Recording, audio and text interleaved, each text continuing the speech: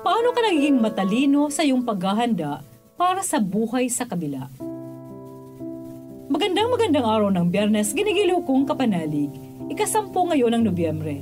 Ginugunitan natin si San Leo Magno, Papa at Pantas ng Simbahan. Siya ang kauna-unahang Santo Papa na tinawag na dakila. Pasalamatan natin ang Diyos sa banal na ito at sa tulong ng kanyang panalangin, hilingin nating maging mabuti at matalinong katiwala tayo ng lahat ng bagay na minarapat ng Diyos na ating pangasiwaan. Mapagyaman nawa natin ito at mapaunlad ng naaayon sa kanyang mahal na kalooban. Ito po ay Sister Lines ng Daughters of St. Paul.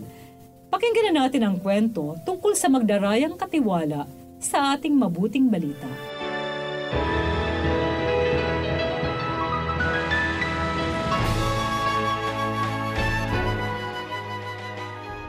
Sinabi ni Jesus sa kanyang mga alagad, "May katiwala ang isang mayaman at isinumbong sa kanya na nilulustay ng katiwala ang kanyang kayamanan.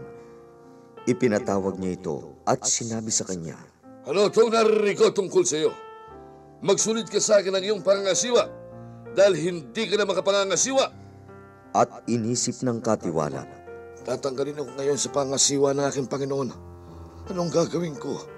Kulang ako ng lakas para magbungkal ng lupa. Nahihiya naman ako magpalimos. Alam ko na ang gagawin ko. At pagkatanggal sa akin sa pangasiwa, may mga magpapatuloy sa akin sa kanilang mga bahay. Kaya tinawag niyang isa-isa ang mga may utang sa kanyang Panginoon. Tinanong niya ang una. Magkano ang utang mo sa akin, Panginoon? Sumagot ito, 100 galon ng langis. Sinabi ng katiwala, Narito ang resibo mo.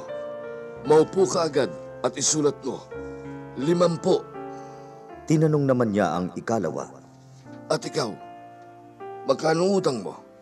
Sumagot siya, 1,000 takal ng trigo.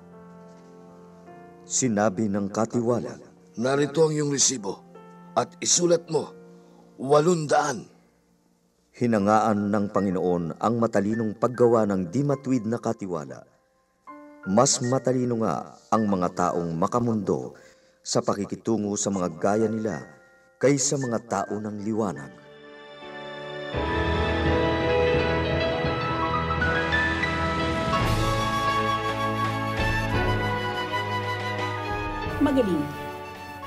Magaling ang katiwala. Nagbigay siya ng discount sa patubo sa mga nangungutang sa kanila. Pinagaan niya ang kanilang utang. Ginawa niya ito dahil nalaman na may-ari ang ginagawa niyang pandaraya. I-determinate na siya. Mahusay siya. Maabilidad. Bumilib nga ang ating Jesus Maestro sa style niya dahil advance siyang mag-isip. Take note. Magkaiba ang mahusay sa mabuti. Naiiba rin ang maabilidad sa matuwid. Hindi pinupuri ng Diyos ang dishonesty ng katiwala. Hindi rin niya tayo ini-encourage na gawin yon. Ang gustong ipaliwanag sa atin ay kailangan tayong maging magaling para na rin sa ating benefit. Hindi dito sa lupa, kundi para sa buhay sa kabila. Oo, nagkasala tayo. Na-displease natin ang ating Panginoon dahil natuon tayo sa makamundong yaman, makamundong relasyon, makamundong kapangyarihan, makamundong ligaya. Ang mahalaga, at the moment, may plan of action at constant ang mabubuting strategies para ma-redeem ang nagawa nating mali. Katulad ng pagiging mapagtimpi. Kung may impulse sa atin na mag-shop online, i-hold muna natin. I-divert natin ang magagastos natin sa pagbibigay ng limos sa mas may nangangailangan.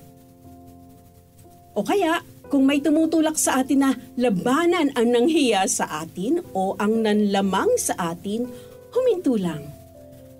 Ang pagiging tahimik, payapa ang kalooban at pagiging matulungin.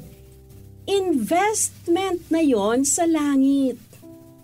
Makatutulong din bilang investment ang pagsikapang huwag nang ulitin ang kasalanan nating nagawa.